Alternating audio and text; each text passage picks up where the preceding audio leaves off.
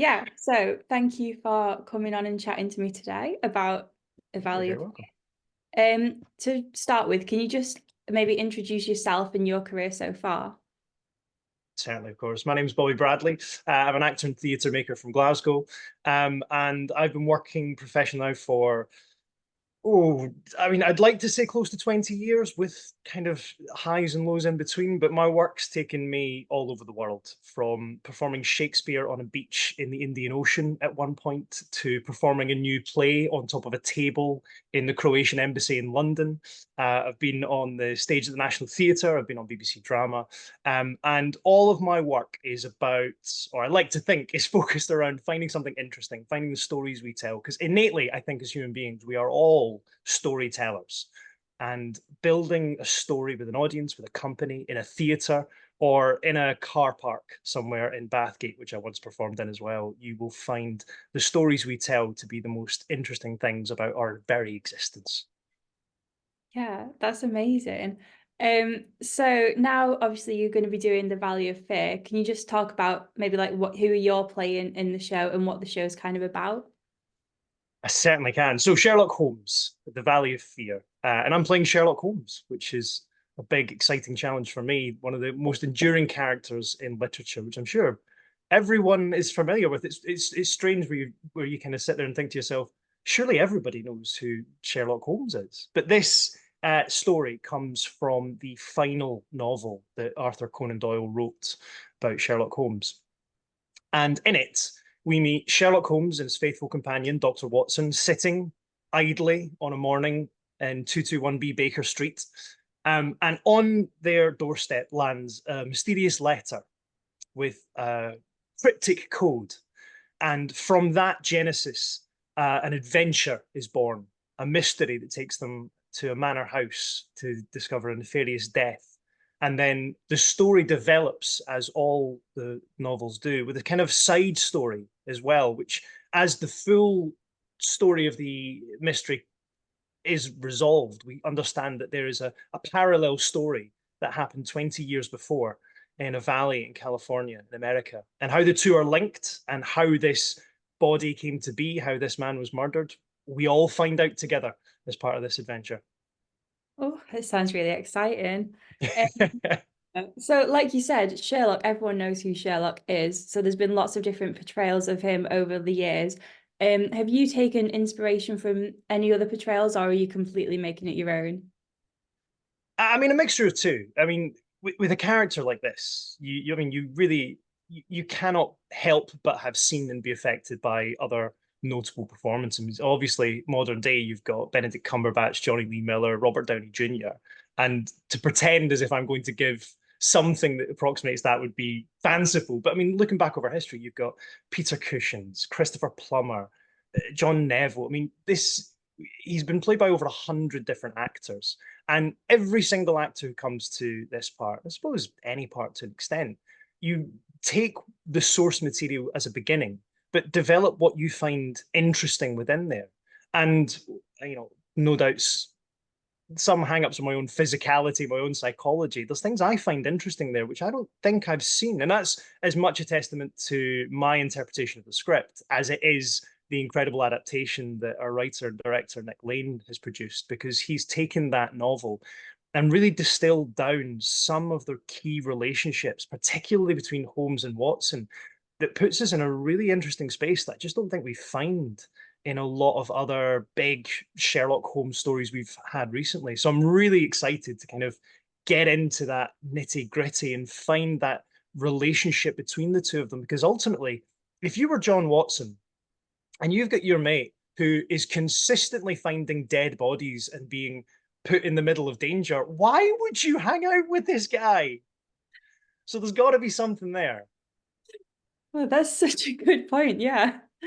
Um, yeah. So, how did you come across the show? What interested you about it and thought, yeah, that's what I want to be part of?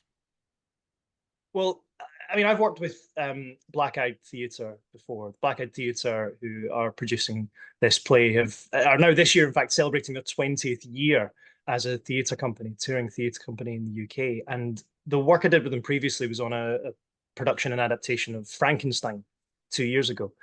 And what struck me then about the company and their ethos is their commitment to creating interesting places on a stage. There are very few places in the UK now that have not hosted a performance by Blackeyed Theatre, and everywhere they go, with every production they have, they create something quite unique. It's not cookie cutter, it's not this is our style. They really take the time to develop a story and create a production that's unique around those characters, that those individuals, and really want to share that work. So when you have such a positive outlooking company, it's a really contagious thing, and you really want to get involved. So when Adrian, the artistic director of Blackeyed Theatre, spoke to me about taking on this role in this play, it was a very short conversation, because the knowledge and knowing that you've got a production and a company who are so committed to creating these great characters and producing something really of such high quality, and then taking that to places that we're going to, like Dundee, Bath, Derby, and London too. I'm really excited to get involved with that. And so for me, it's a bit of a no-brainer. I think it's like most actors, though, it's the kind of thing that when they offer you the job, you say yes quickly, and then you think about it and go, oh, hang on a minute. That's quite a lot to be Sherlock Holmes taking on that mantle. Yeah, do you think there's a lot of pressure on you, given that he's such a well-known character? I suppose there is, come to think of it, because it's so well known. Everyone who walks in is going to have an idea about who this character is, and there's a certain element that's rooted to the writing.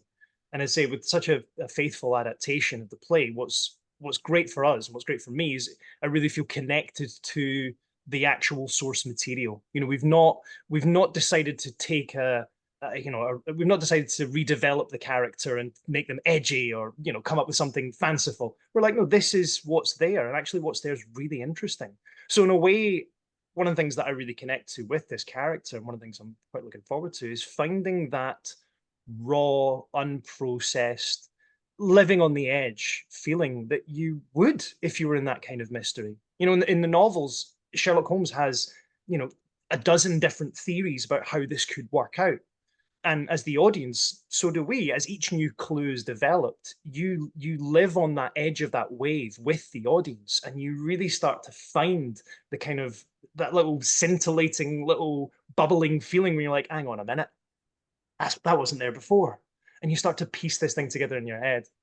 Yeah. Do you think that's what keeps audiences coming back after all these years? The sense of like thrill and getting to kind of get involved themselves in the show? Unquestionably. I mean, who doesn't love a good mystery? You sit there and you begin with the initial facts of the case, or like any puzzle, you've got a few pieces to start you off. But for the whole way through this story, we are kind of drawn along by the discoveries of Sherlock Holmes. But then we have this other parallel story running alongside it, which is set in a mining community in California 20 years before. And your brain starts to create these pictures, these images, these kind of theories around it. And one of the joys, as you say, for audiences coming back is we all, the audience as well as the performers, we start to discover this ourselves. Yeah, we've got the script, we might know where it's going, but having to hold on to that moment, being in the moment with those discoveries, it's just so much fun to be part of. Yeah, definitely. Because I feel like live theatre as itself is very audience interactive, but then when you add the mystery element, it really brings an audience in. Is this production, because like I said, there's been lots of various productions around Sherlock Mm. and those stories. Is this production similar to stories audiences have seen before? Or have you got any like significant differences, like a different take on it? Well, as a production, it seems odd as well, because although playing Sherlock Holmes, it's lovely to speak to people, but it really is an ensemble storytelling experience.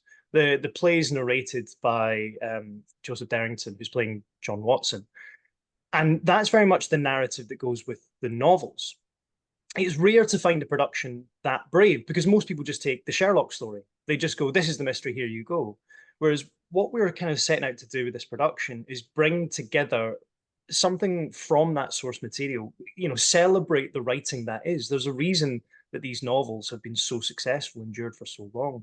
And in terms of other productions, we're not shying away from the fact that there are two parallel stories, that there are a myriad of characters brought to life by only 5 actors on stage.